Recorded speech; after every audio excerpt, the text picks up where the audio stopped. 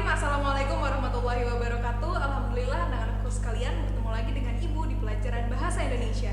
Di pertemuan ketiga kali ini kita masih membahas tentang teks deskripsi. Nah, anak-anakku sekalian, kompetensi dasar kita hari ini adalah menyajikan data, gagasan, kesan dalam bentuk teks deskripsi tentang objek secara tulis dan lisan dengan memperhatikan struktur, kebahasaan baik secara lisan maupun tulis. Nah, ada tujuan pembelajaran kita. Nah, tujuan pembelajaran kita hari ini bisa dilihat di atas. Nanti kalian diharapkan mampu menyajikan data, gagasan, dan kesan dalam bentuk teks deskripsi dengan memperhatikan struktur dan juga kaidah kebahasaan dengan baik.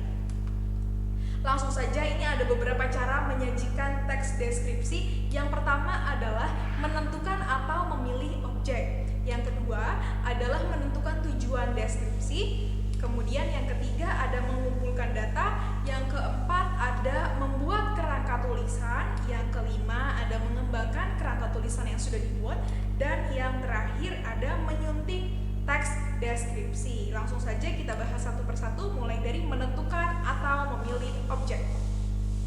Nah, anak-anakku sekalian, objek merupakan sumber data dalam penyusunan teks deskripsi. Banyak objek di lingkungan sekitar kita yang bisa dijadikan sebagai objek teks deskripsi. Sekarang kan kalian lagi di rumah aja nih. Nah, rumah kalian bisa dijadikan sebagai objek untuk dijadikan sebuah teks deskripsi yang nanti akan kalian buat. Tapi jangan lupa, kalau rumah itu masih secara umum, kalian harus memilih secara khusus objek yang akan kalian amati dan akan kalian buat sebagai teks deskripsi. Misalnya, kalian akan membuat teks deskripsi tentang kamar kalian, atau misalnya taman yang ada di rumah kalian, seperti itu. Nah, anak-anakku sekalian, selanjutnya adalah menetapkan tujuan deskripsi. Penetapan tujuan akan sangat membantu kalian sebagai penulis dalam mengembangkan tulisan dan dapat memberikan arahan kepada penulis, kepada kalian ya. Jadi ketika kalian sudah menentukan tujuan, misalnya tujuannya untuk mendeskripsikan ruangan kamar kalian, nah kalian akan lebih fokus dalam mendeskripsikan kamar kalian. Jadi tidak mendeskripsikan secara luas apa saja yang ada di rumah kalian, seperti itu. Kemudian yang kedua, yang ketiga maksudnya, yaitu mengumpulkan data. Nah, dalam mengumpulkan data, penulis atau kalian dapat melakukan kegiatan pengamatan. Melalui pengamatan, kalian akan mampu melihat, mendengar, atau merasakan suasana objek yang akan dideskripsikan. Jadi, untuk menyajikan sebuah teks deskripsi, kalian harus melakukan pengamatan terhadap objek yang tadi sudah kalian tentukan dan yang sudah kalian pilih. Seperti itu. Kemudian, langkah selanjutnya adalah kalian harus membuat kerangka tulisan. Nah, sebelum menulis, kita perlu menetapkan kerangka tulisan berupa garis besar, teks sebagai pedoman atau acuan dalam menggambarkan objek yang akan ditulis. Jadi sebelum kalian mulai menulis teks deskripsi, kalian harus membuat kerangka tulisan dulu. Jadi di kerangka tulisan ini kalian harus tulis poin-poin penting apa saja yang akan kalian jabarkan di dalam teks deskripsi nantinya, seperti itu. Kemudian setelah kalian membuat kerangka tulisan, kalian harus mengembangkan kerangka tulisan yang tadi sudah kalian buat di awal. Nah, pengembangan kerangka akan menjadi lebih bagus dan menarik jika penulis berhasil melibatkan kepekaan perasaan emosi dan imajinasi dengan menggunakan pilihan kata atau diksi yang baik.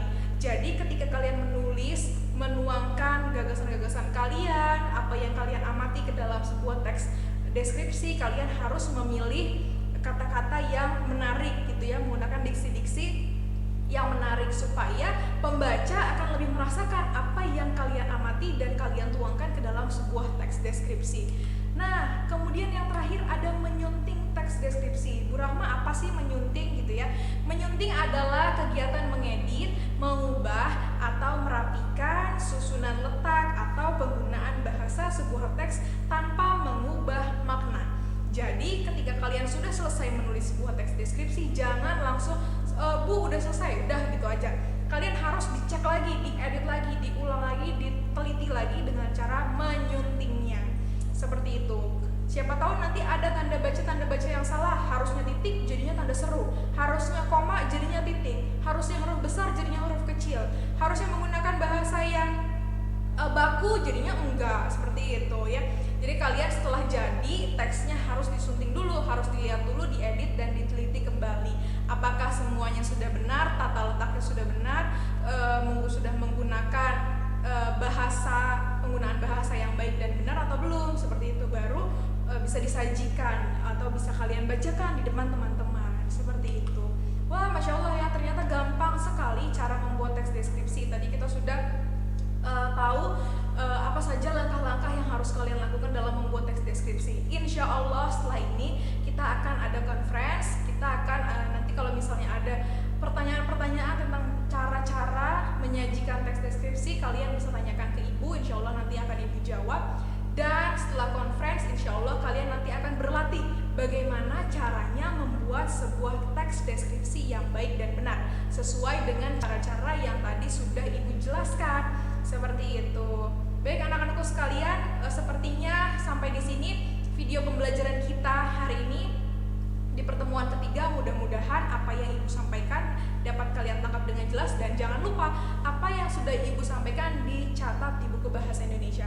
Seperti itu. Kurang lebihnya Ibu mohon maaf. Wabillahi taufiq wal hidayah. Wassalamualaikum warahmatullahi wabarakatuh.